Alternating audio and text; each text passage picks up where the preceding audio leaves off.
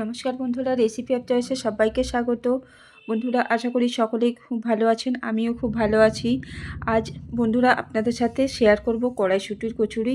আর এই রেসিপিটা তৈরি করা যেমন সহজ, খেতেও কিন্তু ভীষণই সুস্বাদু। চলুন তাহলে দেখে নেওয়া যাক আজকের আমার কড়াইশুঁটির রেসিপি।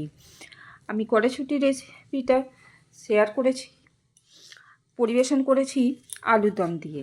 আলুর দম কিন্তু রেসিপি করিনি, শুধু কড়াইশুঁটির রেসিপিটা করেছি। তো প্রথম থেকে শেষ পর্যন্ত দেখার জন্য অনুরোধ রইল।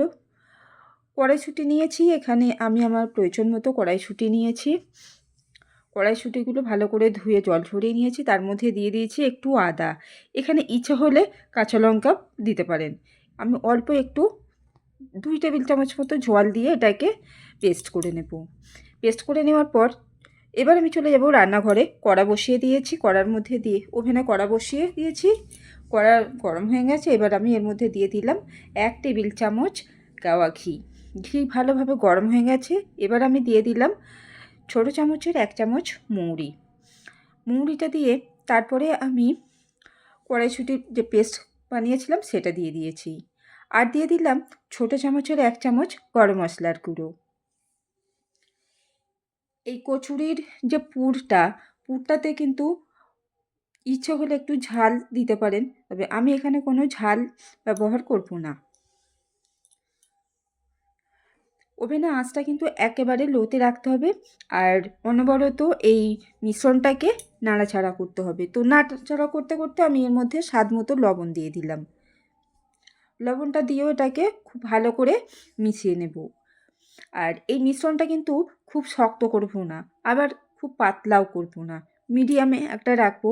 আর এটা অনবরত না নাড়াচাড়া করলে কড়ার মধ্যে এটা আটকে যাবে। তো এভাবে আমি কিছুক্ষণ নাড়াচাড়া করলাম। তারপর এটাকে নামিয়ে একটা জায়গার মধ্যে ঢেলে নিচ্ছি।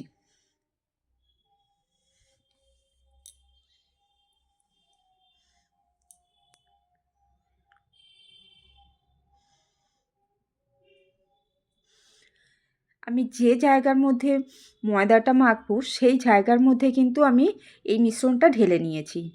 আর দিয়ে দিচ্ছি স্বাদ মতো লবণ, অল্প একটু চিনি আর পরিমাণ মতো সাদা তেল। এবার এই মিশ্রণের মধ্যে আমি একটু একটু করে ময়দা মিশিয়ে একটা ডো তৈরি করে নেব। প্রথমে আমি 2 টেবিল চামচ ময়দা এই মিশ্রণের মধ্যে নিয়ে নেব। নিয়ে তারপর এটাকে ভালো করে এই কড়াইশুঁটির মিশ্রণের সাথে মেখে নেব। তো আমি এইভাবে কিন্তু 5 চামচ ময়দা নিয়েছি। অল্প অল্প করে মেখে নিতে হবে।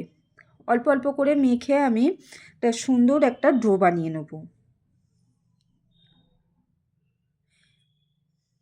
এইভাবে কিন্তু কড়াইশুঁটির কচুরি করলে কিন্তু খেতে ভীষণই সুস্বাদু হয়।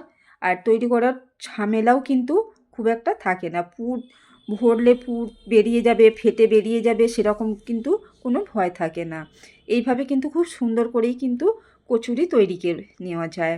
তো সুন্দর একটা ডো করে নিয়েছি। তারপর আমি তা থেকে ছোট ছোট লেচি করে সাজিয়ে নিয়েছি।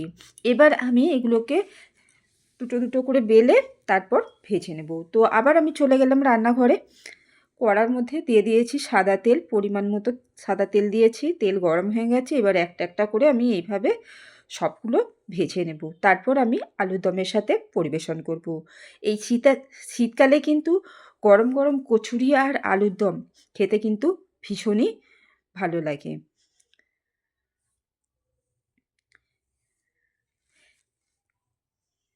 ভাজা হয়ে গেছে। আবার আরও একটা দিয়ে আমি ভেজে নিয়েছি।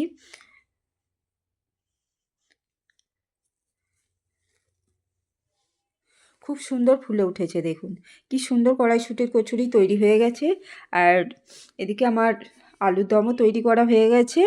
গরম গরম কচুরি, কড়াইশুঁটির কচুরি আর আলুর দম পরিবেশন করলাম। আশা করি আপনাদের ভালো লাগবে।